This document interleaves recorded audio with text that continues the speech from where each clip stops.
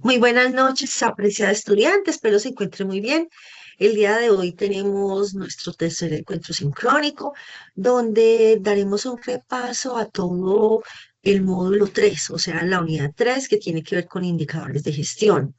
En la primera parte daré un contexto acerca de los indicadores de gestión. La segunda parte te compartiré por acá parte de un video donde se explica cómo se hacen los indicadores de gestión. Este es tomado de YouTube. Y en la tercera parte vamos a explicar cómo se realiza la actividad final y la exposición que se realizará dentro de 8 días. Comenzamos.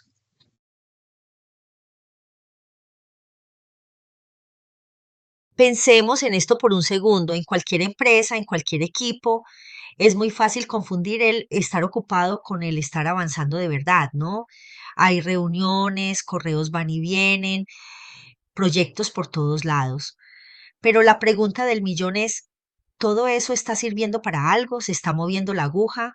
Bueno, hoy vamos a ver justo eso, cómo pasar de la actividad a veces frenética al progreso real. Y es que esa es la pregunta clave, ¿no? ¿Cómo saber si todo ese esfuerzo, todas esas horas se están traduciendo en resultados tangibles o será que solo se está corriendo en círculos? Esta es sin duda la gran duda que enfrentan muchísimos líderes y equipos hoy en día, y esa sensación de incertidumbre es como estar perdido en una niebla súper densa. Se siente el movimiento, la energía está ahí, pero no hay un punto de referencia, nada claro. No se sabe si el siguiente paso nos está acercando a la meta o si nos está alejando todavía más. Para navegar en esta niebla, vamos a usar como guía algunos conceptos muy interesantes de gerencia estratégica, específicamente de un material académico de la Fundación Universitaria Católica del Norte. Esto nos da una base, digamos, una base sólida para entender las herramientas que necesitamos. Entonces, la gran pregunta, ¿cuál es esa herramienta para disipar la niebla? La respuesta, y aquí viene lo bueno, está en los indicadores de gestión. Pensemos en ellos como la brújula de la organización. Ojo, no es que eliminen el viaje, el camino hay que recorrer, verlo, pero sí nos dan una dirección clara y sobre todo confiable. Ok, vamos a definir esto bien. ¿Qué es un indicador de gestión? En esencia es simplemente una variable que se mide de forma periódica, o sea, cada cierto tiempo. Pero lo importante aquí es que su propósito no es solo medir por medir, para nada.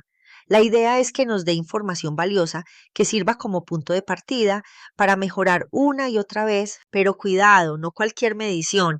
Sirve construir una buena brújula, o sea, un indicador que de verdad sea útil. Requiere seguir ciertas reglas y por suerte son bastante claras. Vamos a ver lo que podríamos llamar las 3 reglas de oro para diseñar indicadores que sí funcionen. Y miren, estas reglas no son algo que nos estemos inventando, vienen de gente que sabe mucho de esto, de expertos del DANE, el Departamento Administrativo Nacional de Estadística de Colombia. Ellos establecen que todo buen indicador tiene que tener, sí o sí, 3 características esenciales, y son estas 3 muy sencillas de recordar: simplificación, medición y comunicación. Así de simple. Son como 3 pilares que sostienen cualquier sistema de medición que quiera ser efectivo. Vamos a desglosar cada una. La primera, simplificación. A ver, la realidad de cualquier organización es superpleja, ¿cierto? Hay miles de cosas pasando al mismo tiempo. Un buen indicador no intenta medirlo todo, sería una locura. Su verdadero poder está en aislar una sola dimensión, una que sea importante y enfocarse solo en eso. Es como hacerle un zoom a lo que de verdad importa en ese momento. La segunda regla, medición. Pensemos esto, un número solito no significa casi nada.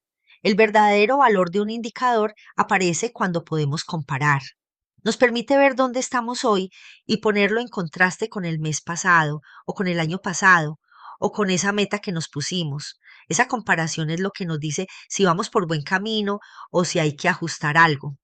Y la tercera, que es crucial, comunicación.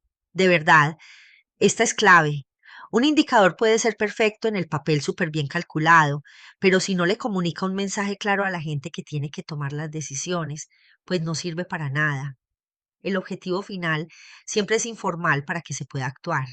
Y justo eso nos lleva al siguiente punto, porque claro, tener la brújula es el primer paso, pero no es suficiente, hay que saber leerla. El verdadero reto está en transformar esas mediciones, esos números en acciones inteligentes.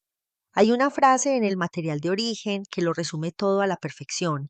Dice que un simple dato, un número, no dice nada por sí solo, y es totalmente cierto. Los números son solo el inicio, por sí mismos no hablan. Necesitan que les demos contexto, que los interpretemos para que nos cuenten su historia. Miren, aquí se ve la diferencia clarísima. Ver un 75% en un informe es solo un dato, es un número y ya.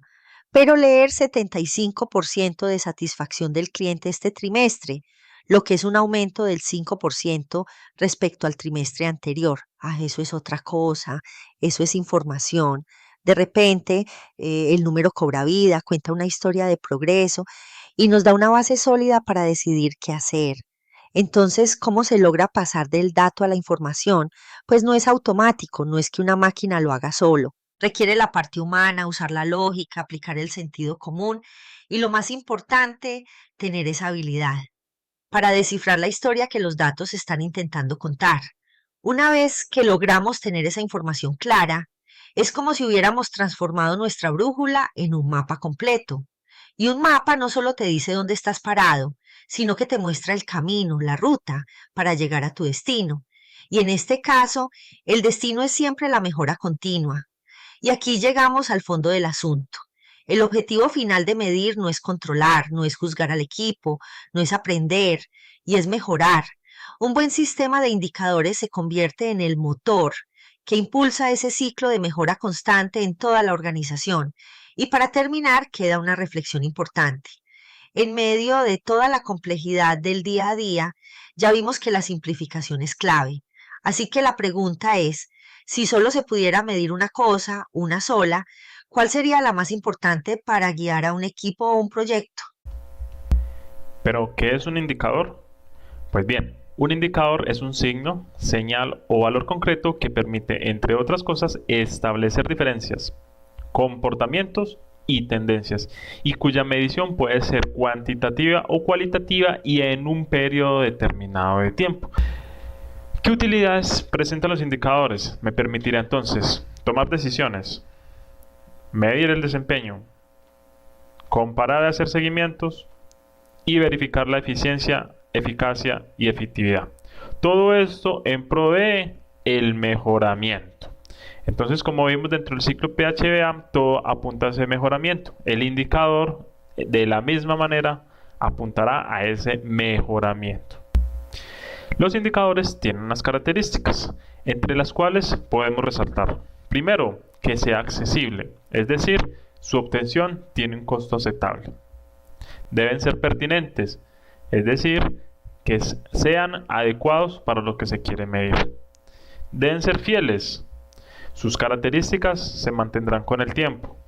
Deben ser objetivos, su cálculo a partir de sus variables no es ambiguo. También deben ser precisos, es decir, su margen de error es aceptable. Deben ser explícitos, que no permitan múltiples interpretaciones. Y finalmente deben ser sensibles, que puedan identificar variaciones pequeñas. Entonces un indicador debe cumplir con todas estas 7 características.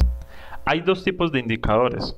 Están los indicadores de ejecución u operativos y los indicadores de proceso de gestión. Los indicadores de ejecución operativos son aquellos que permiten medir el cumplimiento de una actividad determinada. Por ejemplo, el que me permite mirar cuántos productos fueron fabricados, cuántos artículos fueron despachados, cuánta materia prima fue comprada, en fin, el cumplimiento de una tarea o de una actividad. Mientras que los indicadores de proceso o de gestión son aquellos que me permiten verificar el cumplimiento del objetivo del proceso. Entonces acá está la gran diferencia entre un indicador de ejecución y uno de gestión. Uno simplemente se enfoca en el cumplimiento de una tarea, el otro va mucho más allá, que es el verificar el cumplimiento de un objetivo del proceso. Entonces, vamos a ver a continuación cuál es la metodología para la construcción de indicadores, específicamente los de gestión. Esta metodología consta de 12 pasos. La primera de ellas es iniciar desde el objetivo del proceso que se quiere medir. Lo primero que hay que hacer entonces es identificar el proceso a medir. Vimos en la definición de objetivo de gestión que es aquel que verifica el cumplimiento del objetivo del proceso. Pues lo primero que hay que hacer es ¿qué? Conocer el objetivo del proceso. Por lo cual entonces, en otras palabras, es identificar el proceso, a dónde quiere llegar, cuál es su finalidad. ¿En dónde podemos encontrar generalmente los objetivos de los procesos? En algo que se llaman las caracterizaciones. Las caracterizaciones es aquel documento en el cual se estipula el objetivo del proceso, el alcance del proceso, las funciones que se realizan o las actividades que se realizan en el proceso, cuáles son sus entradas, cuáles son sus salidas, cuáles son sus fuentes o sus proveedores, cuáles son sus clientes internos y externos. Es decir, es ese documento que me esboza o me dibuja o me hace el mapeo de mi proceso. Pues bien, ese es el documento en el cual nos debemos dirigir para identificar el objetivo del proceso. Una vez ya identificamos cuál es el objetivo del proceso, pues tenemos que identificar las variables que serán evaluadas. ¿Qué es una variable? Las variables son aquellos datos, atributos o insumos que se miden y que son necesarios para mantener bajo control y garantizar el logro del objetivo del proceso. Entonces, dentro del objetivo del proceso tenemos que ver cuál es la finalidad y cuáles son aquellos atributos o datos o partes de ese proceso que debo controlar para que se garantice ese cumplimiento o esa finalidad de ese objetivo. Veámoslo con un ejemplo. Supongamos que tenemos el proceso de gestión de almacenamiento y distribución. Vimos en la caracterización que su objetivo es el siguiente: coordinar y controlar los procesos de almacenamiento y distribución de producto, con el propósito de garantizar condiciones de preservación, inocuidad, oportunidad y cantidad, fijados en la promesa de venta, cumpliendo con las políticas de la organización y los requisitos de los entes gubernamentales. Entonces, lo primero que tenemos que hacer es identificar cuál es el propósito del objetivo. Acá podemos ver que el propósito de este proceso es garantizar condiciones de preservación, inocuidad, oportunidad y cantidad. Entonces tenemos que desenglosar estos diferentes propósitos. Nos tenemos que hacer referencia a cada uno de ellos. Eso significa que, por ejemplo, para este proceso tendríamos que construir como mínimo 4 indicadores. Uno para verificar la preservación, otro la inocuidad, otro la oportunidad y otro la cantidad. Supongamos que queremos hacer un control de la oportunidad. Entonces, para que mi proceso sea oportuno, ¿qué debo controlar? Si lo vemos aquí, entre almacenamiento y distribución, diría que la distribución. Por lo tanto, la variable a evaluar para la construcción de el indicador que me permita mirar lo que se desea lograr, en este caso, el garantizar la oportunidad, pues será la distribución del producto. En otras palabras, si yo quiero que mi proceso garantice oportunidad, ¿debo qué? Vigilar o verificar el proceso o la actividad de distribución. Entonces, esta distribución del producto se me convierte en la variable a evaluar de eso que deseo lograr, que en este caso es garantizar la oportunidad. Una vez identifico ese propósito y esas variables, pues lo que sigue es identificar las fuentes de información. Es decir, en cuál lugar puedo yo obtener los datos, sean cuantitativos o cualitativos, para hacer el alimento de los indicadores. Las diferentes fuentes que puedo utilizar son los sistemas de información, las bases de datos, los informes, los archivos, encuestas, evaluaciones, en fin. Entonces tengo que mirar si tengo acceso a esa información, de tal motivo que el indicador no se quede solo plasmado en su construcción, sino que puedan ser medidos y se puedan estar alimentando. De ahí la importancia. No tiene sentido construir un indicador si más adelante no va a tener datos con que alimentar. Luego pasamos a concretar el objetivo del indicador. Entonces, concretar el objetivo del indicador parte del objetivo del proceso. En él se debe estipular que el propósito que se persigue con la medición del indicador, es decir, describe la naturaleza y la finalidad del indicador. Es diferente el objetivo del indicador al objetivo del proceso. El objetivo del proceso me da el propósito del proceso que tengo. El objetivo del indicador me da el propósito de la medición.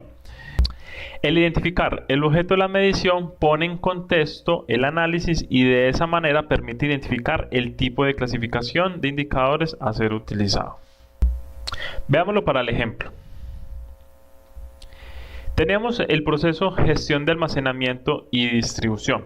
Identificamos que deberíamos controlar la variable de distribución del producto para garantizar la oportunidad. De esa manera, la oportunidad en el despacho o en la distribución se puede evaluar a través de los tiempos de entrega. Por lo tanto, el objetivo de la medición de este indicador será el verificar el porcentaje de cumplimiento en los tiempos de entrega con el fin de garantizar las condiciones de oportunidad fijados en la promesa de venta. Entonces miren que partiendo del objetivo del proceso puedo construir ya el objetivo del indicador, es decir, una herramienta que me permita controlar esa variable que identifiqué en ese proceso. Una vez tengo concreta el objetivo del indicador, pues defino su fórmula. La fórmula es la expresión matemática que correlaciona el comportamiento de la variable con respecto a un logro esperado o planteado. Generalmente nos dice cuánto se ha conseguido respecto a lo que se planteó. Podemos decir que la fórmula general de un indicador es la variable medida sobre la variable esperada. El siguiente paso es clasificar el indicador. En los sistemas de gestión, los indicadores se clasifican en indicadores de eficacia, indicadores de eficiencia e indicadores de efectividad. A través de los indicadores de eficacia se controlan los resultados planeados. Miden la relación entre los resultados obtenidos y los resultados previstos. Entonces, si llevamos esta definición a la fórmula general que vimos anteriormente, podemos decir que los resultados alcanzados sobre los resultados esperados serían un indicador de eficacia. Es decir, estamos midiendo los resultados de la variable alcanzada frente a esos resultados esperados. Entre más alta sea esta relación, pues vamos a decir que nuestro proceso es más eficaz. Con los indicadores de eficiencia se hace control de los recursos e insumos del proceso. Para construir un indicador de eficiencia, pues tenemos tres formas de hacerlo. Uno, los que miden la relación entre los recursos utilizados frente a los resultados. Es decir, son los que miden el consumo de un recurso frente al resultado alcanzado. En otras palabras, es cuánto consumí un recurso para obtener ese resultado que tengo. Por su parte, están los indicadores que miden la relación entre los resultados alcanzados frente a un recurso disponible. Es decir, cuál fue el resultado que alcancé teniendo en cuenta un recurso que ya tenía disponible. Entonces hay que hacer claridad entre estos dos indicadores. En el primero es cuánto consumí para alcanzar un resultado. En el segundo es cuánto obtuve teniendo un recurso disponible. El tercero de ellos mide si es adecuada la relación existente entre los recursos obtenidos y los resultados utilizados frente a lo que se esperaba. Entonces vamos a ver si los resultados alcanzados, los costos utilizados y el tiempo utilizado es igual, mayor o menor a los resultados esperados, al costo esperado y el tiempo esperado. Si el resultado de esta relación es igual a 1, es decir, lo alcanzado es igual a lo esperado, vamos a decir que el proceso es eficiente. Si lo alcanzado es menor a lo esperado, pues vamos a decir que el proceso es ineficiente. Y si los resultados alcanzados o todo lo alcanzado es mayor a lo esperado, pues vamos a decir que el proceso es muy eficiente. Tenemos también los indicadores de efectividad. A través de ellos se evalúa el impacto del proceso. Entonces hay dos formas de mirar la efectividad. Uno, medir el impacto que se generan los objetivos y los productos y servicios en el usuario y demás partes interesadas. Entonces aquí podemos ver la relación entre los clientes que fueron satisfechos con el servicio frente al número de clientes que recibieron el servicio. Entonces, entre más satisfechos sean las personas que recibieron un servicio, pues vamos a decir que es mucho más el impacto que tuvo ese proceso. Pero el concepto de efectividad también se ve como una combinación entre la eficacia y la eficiencia, es decir, el logro de los resultados programados en el tiempo y con los costos más razonables posibles. Ejemplo, teníamos el proceso de gestión de almacenamiento y distribución. Este fue el objetivo del indicador construido, verificar el porcentaje de cumplimiento en los tiempos de entrega con el fin de garantizar las condiciones de oportunidad fijados en la promesa de venta. Y esto nos entonces, llevándolo a la fórmula general de un indicador de eficacia, entonces vamos a ver que el porcentaje de entregas a tiempo, que es lo que dice acá, verificar el porcentaje de cumplimiento, que es esto de acá, va a ser igual al número de despachos entregados a tiempo sobre el número de despachos realizados. Entonces, entre más entreguemos a tiempo, en este caso vamos a decir que nuestro proceso es más eficaz. Entonces, esa es la relación de un indicador de eficacia. Y así podríamos hacer para un indicador de eficiencia y una efectividad, construir su objetivo y hacerle la relación entre resultados esperados frente al consumo de un recurso o viceversa, pues de acuerdo, y luego coger este de eficacia con ese que construimos de eficiencia y construir el de efectividad. El siguiente paso es fijar una meta. La meta es el resultado aceptable que se espera del comportamiento de un indicador en un periodo de tiempo determinado y sirve para clasificar su logro. Deben ser reales, alcanzables y dependen de la capacidad de la institución para lograrlas.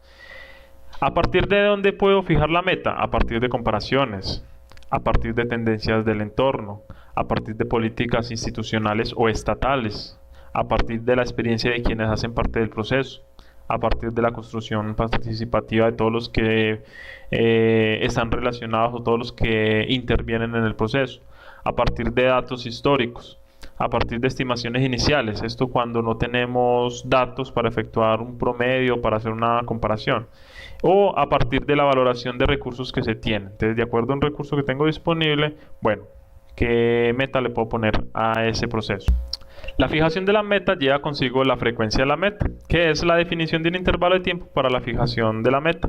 Puede ser diferente a la frecuencia de medición, dado que no siempre una meta se alcanza con una sola medición. Es decir, cada cuánto voy a cambiar la meta del indicador, la cual pues puede ser diferente a cada cuánto voy a medir el indicador. Puede que yo las metas las tenga anuales y mi indicador lo mida mensualmente. El siguiente paso es delimitar la frecuencia de medición. Acá lo que se hace es precisamente lo que les decía anteriormente, estipular cada cuánto se va a hacer las observaciones. Como regla general, la frecuencia debe ser la menor posible que permita dar alarmas oportunas. Es decir, tratar de que el indicador no se mida solo una vez o no se mida solo cuando ya se va a dar por estipulado el cambio de meta, sino que se haga mediciones parciales que me sirva el indicador entonces para generarme alertas de si algo no está saliendo bien y poder entonces tomar acciones correctivas o preventivas o de mejoramiento. El siguiente paso es definir los rangos del indicador. Esto digamos que de cierta manera lo vimos cuando estábamos estipulando los indicadores de efectividad, y era que dimos unas escalas o unos rangos, en otras palabras, unos niveles de desempeño cuya valoración determinará el estado de riesgo o problema de la variable y dará origen a diferentes tipos de acciones de mejoramiento. Los rangos se pueden, los rangos más utilizados son el normal, que es cuando el cumplimiento es satisfactorio de la meta; el rango de riesgo, cuando son los valores con tendencia al incumplimiento de la meta y que generan una acción preventiva; o ya cuando hay un problema, que son valores de incumplimiento de la meta y generan una acción correctiva. Junto al rango se define la escala, que es la definición numérica en la cual se van a definir esos rangos, y como les decía, entonces de acuerdo a los resultados que se tengan en cada una de esas escalas numéricas, pues se generarán entonces acciones de retroalimentación. Si decimos que mi rango es o está en estado de problema, Se define una acción preventiva concurrente si está el resultado en un estado de riesgo o si es normal, digamos que es un resultado aceptable, entonces lo que ya tendríamos que hacer es oportunidades de mejora para que el indicador pues tenga mejores resultados en una próxima medición. Cada proceso es autónomo de definir la escala que aplica el indicador, es decir, esto lo define cada proceso de acuerdo a su funcionamiento. El siguiente paso es identificar los responsables del indicador, es decir, el cargo de quienes responden por la toma de la información, la alimentación, medición y resultados del indicador. Suele suceder que muchas veces se construye el indicador, pero una vez construido no hay dolientes para él.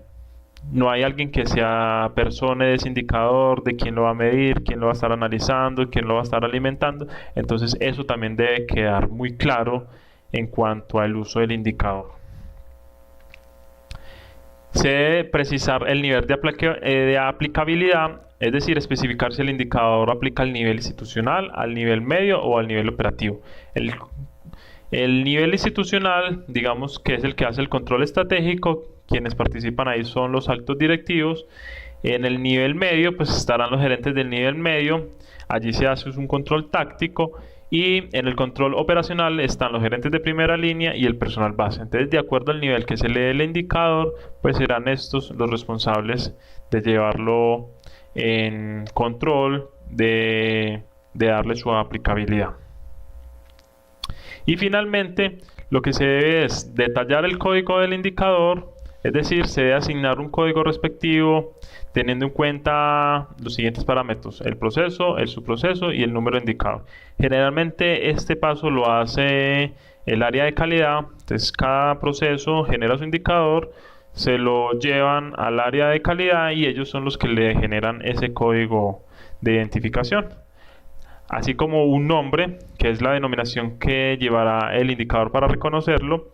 Este nombre debe cumplir unas características y es que expresen una idea clara de lo que se quiere medir, que sea único y diferente de los demás. No pueden haber dos indicadores que tengan el mismo nombre porque puede generar confusiones, y debe ser algo concreto, corto, no debe ser algo pues muy largo, muy extenso. Control de indicadores, entonces controla la creación, modificación y eliminación de indicadores, el que le da las versiones, él pone las fechas en que se hizo la última modificación, es decir, es el que lleva ese control. Y la matriz de cuerpo único es el que consolida todos los indicadores de la organización. Entonces es el que estipula cuáles son los estratégicos, cuáles son los de proceso, cuáles son los operativos, cuál le pertenece a cada área, en fin. Eso es otro documento de control que se tiene generalmente del área de calidad para hacerle seguimiento a los indicadores que maneja nuestra empresa u organización.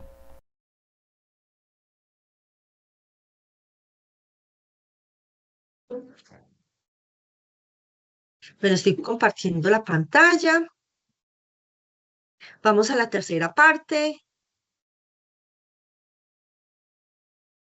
Bueno, entonces estamos en la tercera parte de la actividad. Monitoreo estratégico, diseño y evaluación de indicadores de gestión. Voy a colocarlo un poquitico más grande. Entonces, ¿cuál es el elemento de competencia? Diseña un sistema de indicadores de gestión para dar seguimiento y evaluar la efectividad del plan de acción, asegurando que la información obtenida se traduzca en procesos de mejoramiento continuo. Bueno, esto he leído textualmente de lo que trata este elemento de competencia. ¿Cuáles son los criterios de desempeño? Identificar tipos de indicadores, diseñar indicadores, interpretar resultados. El objetivo de esta actividad es diseñar indicadores de gestión para esas estrategias que nosotros ya traemos de la actividad anterior, del plan de acción. Vamos a hacer todos los siguientes pasos. Entonces, el primer paso, retomar el plan de acción y las estrategias. Recordemos que venimos con todo un proyecto completo. Primero realizamos la primera actividad. De esta primera actividad salieron unos elementos importantes de ese diagnóstico. Luego en la segunda actividad planteamos unas estrategias y ahora corresponde de esas estrategias identificadas, vamos a identificar cuáles acciones que se quieren interpretar son objeto de medición. O sea, ¿qué podemos medir de esas estrategias? Porque no todas las acciones se pueden medir, algunas sí, algunas no. El segundo paso, diseño y clasificación de indicadores de gestión. Para cada una de las tres estrategias, porque se pidieron al menos tres estrategias, va a diseñar al menos un indicador de gestión que permita dar seguimiento a ese plan de acción que estábamos planteando, asegurando que cada indicador cumpla con las tres características: simplificación, medición y comunicación. Simplificación. Para simplificación, el identificador puede considerar alguna de las dimensiones. Entonces vamos a mirar la económica, la social, la cultural, sin necesidad de abarcar todas. Vamos a mirar que cumpla al menos con una. Nos permite medir, o sea, nos permite comparar cuál es la situación actual de esa dimensión en un tiempo respecto a unos patrones establecidos. En cuanto a la comunicación, aquí el indicador nos debe transmitir una información de eso que está pasando particularmente para que al fin nos permita a nosotros tomar decisiones. Ese es el objetivo. ¿Qué decisión podamos tomar o podemos tomar con respecto a esa situación? Y luego vamos a hacer la clasificación. El paso 3, establecimiento de metas e interpretación. Entonces, para cada indicador le vamos a colocar una meta esperada. Simula el resultado de la operación matemática, o sea, identifique o diseñe esa operación, esa cifra, ese valor como vimos en el anterior video, para poder determinar qué está pasando. Vamos a hacer una simulación.